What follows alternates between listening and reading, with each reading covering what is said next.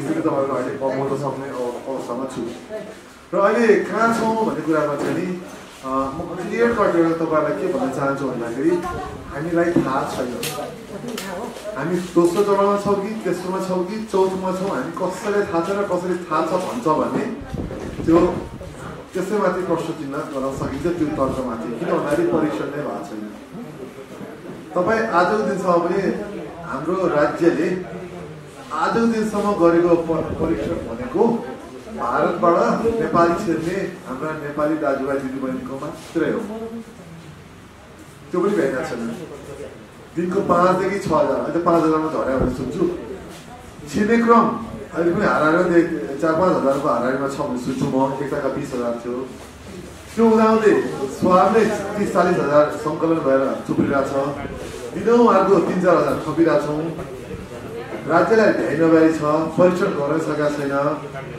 अब आएकालाई त परीक्षण गर्न सकेका छैन भने समाजमा के छ भन्ने प्रश्नको जवाब कोहीसँग हुनै सक्दैन जबसम्म समाजमा हामीले परीक्षण गर्दैनौँ तबसम्म हामीलाई यो चरण थाहा हुँदैन किनभने जो छिर्नु भयो उहाँ क्वारेन्टिनबाट घर जाने बेलासम्ममा अथवा समाजमा छिर्ने बेलासम्ममा उहाँले कसैलाई सार्नु भयो कि सार्नु भएन त्यो परीक्षणले गर्दा त अहिले नेपालमा विश्व स्वास्थ्य सङ्गठन लगायत नेपाल सरकारले पनि एउटा स्वीकारेको के छ भन्दाखेरि 98%सम्मका सङ्क्रमितहरूमा लक्षण देखिन्न भनेको छ यस्तो बेलामा बिना परीक्षण कसलाई थाहा कतिजना सङ्क्रमित छ 14 दिन क्वारेन्टिनमा बसेर सोझै घर जाउँ भनेको छ हामीले सङ्क्रमण लिएर गएको छ कि नलिएर गएको छ कसलाई थाहा छ परीक्षणै भएको छैन आइसोलेसनबाट एकचोटि परीक्षण नेगेटिभ आउन साथै सुरुमा नेगेटिभ छ भने आइसोलेसनमा बसेर गयो हुन्छ अथवा सुरुमा पोजिटिभ आएको छ नि 14 दिनपछि घर गयो हुन्छ भनेर भनिरहेको छ कस्तो गाइडलाइन हो कस्तो निर्देशिका हो हामीलाई के थाहा नेपालमा के 14 दिनमा ठिक हुन्छ भने चाहिँ कुनै अनुसन्धानको प्रमाण छ हामीसँग छैन अमेरिकामा के हो अस्ट्रेलियामा के हो भन्ने प्रमाणलाई हामीले नेपाली समाजमा त्यही नै हुन्छ भनेर हामीले एउटा अनुमान गरेका छौँ र देशको हाम्रो विडम्बना के चाहिँ हामी अनुमानमै बस्दा छौँ नेपालमा अहिले विज्ञहरूले गर्ने भनेको अनुमान मात्र छ र अनुमान यस्तो खतरनाक हुन्छ किन त्यो तथ्याङ्कमा आधारित हुँदैन त्यो विश्वको विभिन्न तथ्याङ्क आधारित हुन्छ नेपालको लोकल तथ्याङ्कमा आधारित हुँदैन त्यसले गर्दाखेरि अहिले हाम्रो सबैभन्दा डरलाग्दो अवस्थामा के छ भने हामीहरू अनुमानमा आधारित छ यथार्थमा होइन तथ्याङ्कमा आधारित र त्यो तथ्याङ्क लिनपट्टि कसैलाई ध्यान याद छैन र तथ्याङ्क लिनको लागि पहिलो र चाहिने एउटै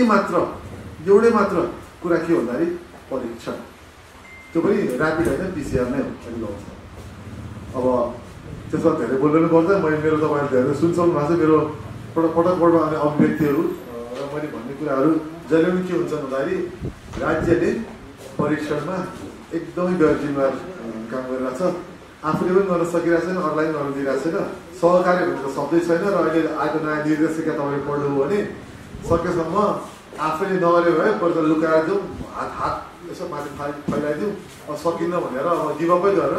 मैले छाडेँ है अनि भनेको जस्तो निर्देशिका छ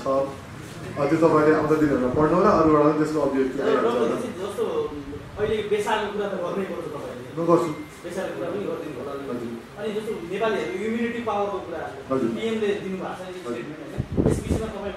अनि म यसो भन्छु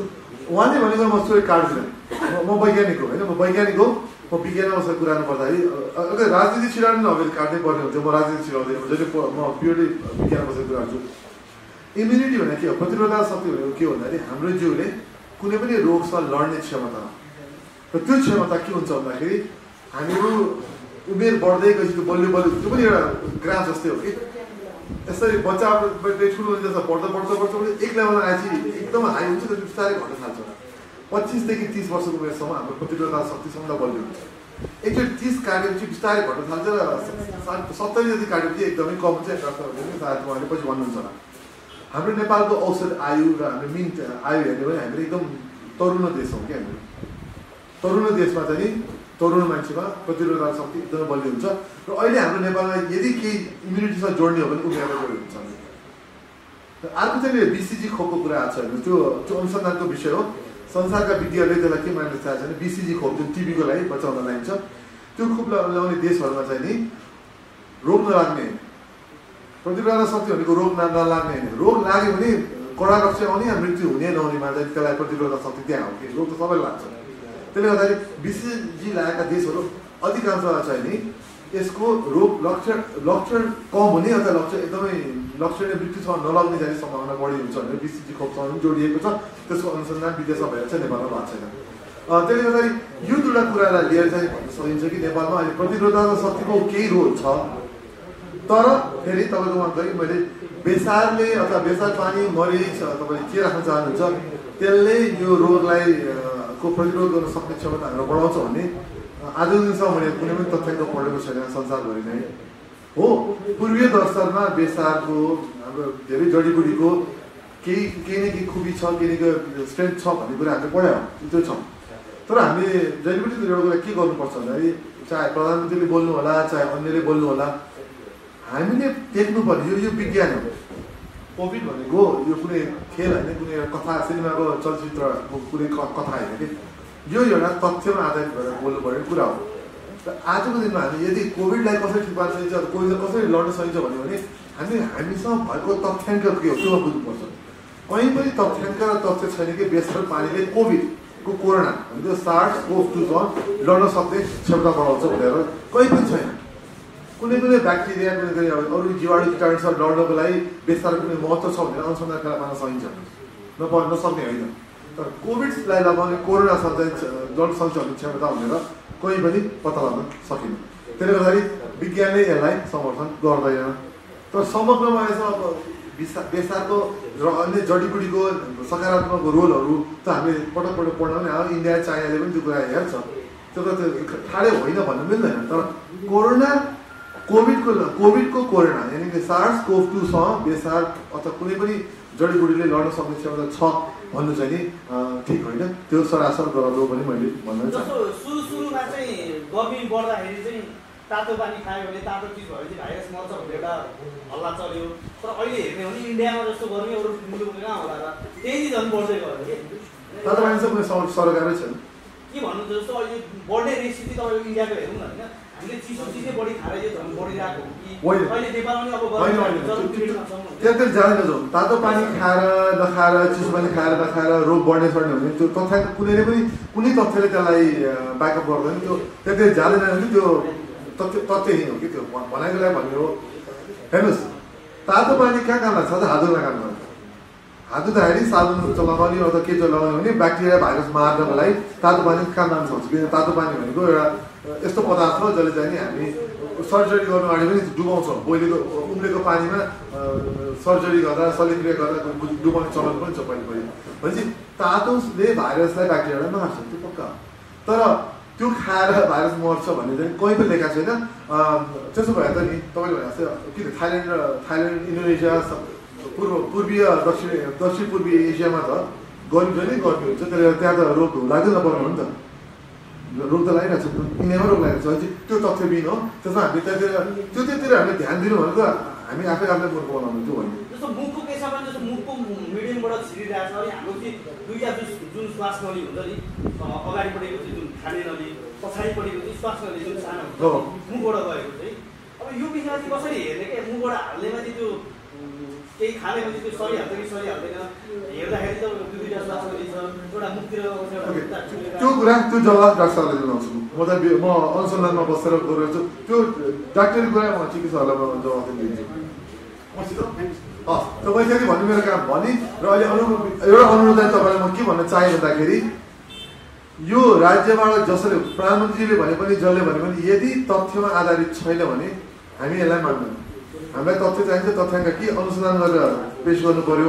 छैन भने बल जबरजस्ती यही हुन्छ उही हुन्छ भनेर चाहिँ राज्यको एकदम उच्च पदमा बसेका जो कोहीले पनि भन्नु एकदमै सुहाउँदैन। त्यसले उहाँलाई मात्रै होइन देशका वैज्ञानिकहरूलाई त्यसले एक किसिमले हेर्ने हो भने बेइज्जत गर्छ। औषधि पत्ता लगाउने कुरामा चाहिँ वैज्ञानिकहरूको भूमिका कस्तो पाइराख्नु भएको छ, कहिलेसम्म पत्ता लाग्ला त्यो विषयमा पनि स्पष्ट होइन। यसो अब औषधि भन्दा नि भ्याक्सिनको लागि 120-130वटा विभिन्न संस्थाभरिका लागि परेका छन्। र अहिले यसो सुन्दाखेरि चाहिँ केहीमा चाहिँ अब करिब 6 महिनाभित्रमा मार्केट आउने जस्तो कुरा देखिया छ होइन। तर त्यो भनेको विदेशी संस्थाहरू हुन् होइन, उनीहरू विदेशको लागि नै पहिले गर्छन्। त्यो नेपालमै 6 महिना होला भन्ने चाहिँ विचार नगरेको हुन्छ। विदेशमा जब बाँड्न सुरु हुन्छ त्यसको 6 महिनापछि चाहिँ नेपालमा छिटो भने ठाउँमा आउँछ भने हामीले आजको एक वर्षपछिसम्म चाहिँ कुनै भ्याक्सिन खोप आउला भनेर चाहिँ हामी नसोच्यो हुन्छ र अन्य औषधि जुन चाहिँ डाक्टरले भन्नुहोला जुन पहिलेदेखि नै नेपाल अथवा संसारमा थियो त्यो औषधि त्यसको नयाँ उपयोग चाहिँ यो रोगमा चाहिन्छ गर्न सकिन्छ भन्ने कुराहरू आइरहेछ त्यो डाक्टरहरूले बोल्नुहुन्छ त्यो चाहिँ उहाँलाई सोध्नु होला त्यो चाहिँ त्यसले पनि केही यसो आशा जागेको छ मारवाडी सेवा समिति लगायतका विभिन्न समुदायले रोग प्रतिरोधात्मक क्षमता बढाउने भनेर औषधि वितरण गरिरहेको छ राज्यले चाहिँ त्यसलाई आधिकारिक रूपमा औपचारिक रूपमा केही भनेको छैन त्यो सेवन गर्ने कि नगर्ने आम नागरिकलाई कसरी हेर्नुहोस् यसमा चाहिँ अब हाम्रो नेपाल मेडिकल काउन्सिल एनएमसीहरूले बोल्नुपर्ने हो होइन हाम्रो आशा चाहिँ के नेपाल मेडिकल एसोसिएसनले बोल्नुपर्ने हो होइन म यस क्षेत्रमा अनुसन्धान गर्ने मान्छे हिसाबले के बोल्छु भन्दाखेरि त्यस्तो कुरामा कुनै तथ्य छैन हेर्नुहोस् होइन जुन कुरामा तथ्य छैन त्यस चाहिँ मन परि बोलेर मान्छेले औषधि खान लगाउनु नहुने हो कि तथ्य के अनुसन्धान गर्नु पऱ्यो अनुसन्धान गरेर त्यसले के गर्छ भने खानु पऱ्यो नत्र त्यो खान अन्य रोग लाग्दैन अनि त्यसले जिउलाई अन्य हानि गर्दैन भन्ने के गाडी छ कुनै कुराको कस्तो हुन्छ आज तपाईँ लगातार 1 महिना खानु भने अर्को वर्ष तपाईँलाई त्यसबाट हानि आउन सक्छ त्यस टक्सिकोलोजी भन्छ हामीले होइन त्यो नगरेको कुनै पनि सामान्य यसले मुखमा सेवन गर्नु हुँदैन त्यो डराउनु कुरो त्यसले गर्दा म चाहिँ बिना अनुसन्धानको यस्तो औषधि खाने यस्तो सेवन गरेको म विरोधी हो त्यो गलत हो यो विषयमा राज्य बोल्नु पर्थ्यो राज्यले बोल्न ढिलो भइसक्यो म त राज्य भने पहिले नेपाल मेडिकल काउन्सिलले बोल्नुपर्ने हो नेपाल हेल्थ रिसर्च काउन्सिलले बोल्नुपर्ने हो उहाँले किन चुप हुन्छ मैले बुझेको छु धन्यवाद सबैलाई नमस्ते म डाक्टर सागर कुमार भण्डारी म अहिले 102 होला सुत्रा ट्रपिकल तथा सर्वरोग अस्पतालको निर्देशकको रूपमा काम गरिरहेको छु डाक्टर तपाईँलाई मैले एउटा प्रश्न किनभने सुरु नै गरेँ अहिले घर भाडामा बस्ने र घरबेटीहरूको जुन उसको दबाब के छ भने भाडामा बस्नेलाई तुरुन्त पिसिआर टेस्ट लिएर आउनु मान्छे देशभरिबाट आइरहेको त्यसलाई ल्याउन सक्दैन एकदम थ्याङ्क यू सो मच मलाई यो राम्रो अवसर दिनु साथीहरूको अगाडि यस्तो कुराहरू मैले कहिले पोखौँ भन्ने भएको छ यो प्रोग्राममा मानिदिनु त्यसको लागि म यहाँलाई धन्यवाद दिन चाहन्छु र गरे सफल भइन्छ भन्ने कुरा चाहिँ आज देखिएको छ जुन हिजो 10,000 देखि 1200 मान्छेहरू भिडका भिड आफ्नो जान परिवारका सबै सदस्य लिएर झोलाटुम्बा लिएर चाहिँ लाइनमा बस्नु भएको थियो त्यो 1000-1200 लाइनमा हामीलाई अहिले भनेको छ सोसियल डिस्टेन्सिङका कुराहरू हुन चाहिँ एकदमै गाह्रो भएको थियो काठमाडौँ जस्तो यत्रो अस्पताल भएको ठाउँमा सुखराज ट्रपिकल अस्पताल मात्रै किन 1200 जना मात्र असाध्यै गाह्रो भएको थियो त्यसमा कतिपय तिनीहरूले दबाब हाम्रो स्वास्थ्यकर्मी चिकित्सकहरूले दबाब झगडा पनि पर्थ्यो त्यो डेराको मात्र समस्या नभनौँ डेराभन्दा पनि अझै ठुल्ठुला समस्याहरू पनि छन् नेपाल सरकारका उच्च पदस्थ कर्मचारी जो भर्खरै सरुवा भएर आउनु भएको छ उहाँहरूलाई चाहिँ ठुल्ठुला अफिसमा म नाम भन्न चाहन्न त्यो अफिसहरूमा छिर्नु पऱ्यो भने होइन अदालतमा जानु पऱ्यो भने उहाँहरूलाई छिर्नको लागि पनि पिसिआर नै चाहिँदो रहेछ ठुल्ठुला ब्याङ्कहरूलाई उहाँलाई पनि आफ्ना कर्मचारीहरूलाई अफिसमा प्रवेश गर्न उहाँलाई पिसिआर नै चाहिँदो रहेछ कसैलाई चाहिँ कतै राख्नु पऱ्यो उसलाई पनि चाहिँ नयाँ कर्मचारी भर्नको लागि पनि पिसिआर चाहिँदो रहेछ त्यस कारण चाहिँ अनावश्यक मान्छेहरूको झन् 80 to 90% मान्छेहरू अनावश्यक क्षेत्रमा भएका र हिजो गृह मन्त्रालयले एउटा सर्कुलर जारी गरेको छ तर के भनेको छ भन्दाखेरि त्यस्ता मान्छेहरूलाई घरबेटीले आफूले आफ्नो व्यवस्थापन घरमै अब त्यो ठाउँमा व्यवस्थापन गरेर क्वारेन्टाइनमा राख्ने त्यसरी कुनै लक्षणहरू देखिन्छ उहाँलाई टेस्ट गर्ने भन्ने एउटा सर्कुलर जारी गरेको छ त्यसले केही कम भएको छ महसुस भएको छ भने अझै पनि हामीका त्यस्ता थुप्रै प्रकारका दबाब अझै पनि छ हामी सबै नेपाली सुरक्षित हुनुपर्छ कुनै वर्ग समुदाय मात्र सुरक्षित भएर हुँदैन जस्तै अदालतकै कुरा गर्दाखेरि अदालतमा पनि कतिपय पुलिस कस्टडीबाट लिएर गइरहेको छ उहाँले भन्नुहुन्छ हामी त्यहाँ रहने सम्पूर्ण मानिसहरू सुरक्षित हुनुपर्छ अब त्यहाँ आउने क्लाइन्ट्सहरू पनि सुरक्षित हुनुपर्छ सुरक्षाकर्मी पनि सुरक्षित हुनुपर्छ भन्ने हिसाबले उहाँले पनि अहिले नयाँ के अरे आदेश जारी गरेको छ सबैलाई पिसारै गर्नु भनेर यसको लागि मन्त्रालयको हामी चाहिँ स्पष्ट निर्देशन हामीले चाहिरहेका छौँ किन भन्दाखेरि यसका हाम्रा गाइडलाइन्स पनि छ प्रोटोकल पनि छ कस्ता मान्छेले पिसिआर गर्नुपर्ने हामीले सबैले बुझिराखेको थियो यदि कसैलाई सिम्टम डेभलप भइरहेको छ यदि कुनै हाई बर्डन भएको ठाउँबाट आइरहेको छ अथवा त्यस्तो कन्फर्म केस कन्ट्याक्ट हिस्ट्री छ भने त्यस्तालाई मात्र हामी टेस्ट गर्छौँ अन्यलाई हामी के गर्ने गरेका छौँ भन्दाखेरि हाम्रो अस्पतालमा ट्रायोजिङ गरेका छौँ। त्यो ट्रायोजिङ भनेको पनि रिस्क मिनिमाइजिङ गर्ने हो। जोसँग त्यस्ता क्राइटेरिया मिट हुँदैन उहाँहरूलाई हामी चाहिँ ग्रिन ट्यागिङ गरेर चाहिँ उहाँबाट हामी काउन्सिलिङ गरेर पठाइरहेका हुन्छौँ र जो क्राइटेरियामा मिट भएको छ उहाँहरूलाई हामी रेड ट्याग दिएर चाहिँ उहाँहरूको चिकित्सकले परीक्षण गर्नुहुन्छ। त्यसपछि परीक्षण गरेपछि उहाँको इन्डिभिजुअल इन्फर्मेसनहरू एउटा फर्ममा चाहिँ राखिराखेका हुन्छ, जस्तै फोन नम्बरदेखि सम्पर्क, कहिले आउनुभयो कि सबै कहानीहरू त्यहाँदेखि। त्यसपछि उहाँको PCR प्रविधिद्वारा चाहिँ हामी टेस्ट गर्छौँ। झन्डै 10 to 20% मात्र कलेक्सन हुन्छ र त्यो शुक्रराज चट्टिकल अस्पतालमा आजभन्दा 2-3 महिना अगाडि हामीसँग त्यो सुविधा, हामीसँग PCR मेसिन भए तापनि त्यो मेसिनलाई प्रयोग गर्न सकेका थिएन। सुरुको दिनदेखि नै हाम्रोमा पनि मेसिन छ, हाम्रोमा आउट एक्सट्राक्सन हुन्छ। त्यो मेसिन क्यान युज टु भनेर एनपिएचलाई पनि भनेका थियौँ, हिन्दीपटक गर्नुभयो। तर यहाँ त्यो मेसिनमा आउट एक्सट्राक्सन हुँदाखेरि त्यसको लागि कन्ज्युमेबल्स चाहिँ चाहिन्छ हामीलाई। जुन कन्ज्युमेबल्स अहिले ग्लोबली चाहिँ डेफिसिट छ, उदाहरणलाई पनि थाहा होला, ग्लोबली डेफिसिट छ। त्यो क्याजुअलको मेसिन हो, ग्लोबली क्राइसिस छ, एकदमै गाह्रो भएको छ। अब 1-2 दिनलाई मात्र सायद त्यो कन्ज्युमर्सले पुग्छ, किनभने त्यो मेसिन हामीले सुरुमा यो भाइरल लोडको लागि प्रयोग गरेको, एचआइभी एड्सको सङ्क्रमितहरूको लागि भाइरल लोडको लागि त्यो प्रयोग गरेको। अहिले उहाँहरूलाई चाहिँ त्यो ठाउँबाट चाहिँ जोखिम हुन्छ भनेर त्यसो अन्य अस्पतालबाट सिफ्ट गरेका छौँ। र त्यही कन्ज्युमर्स अहिले हामीले आरटिपिसिआरको लागि यो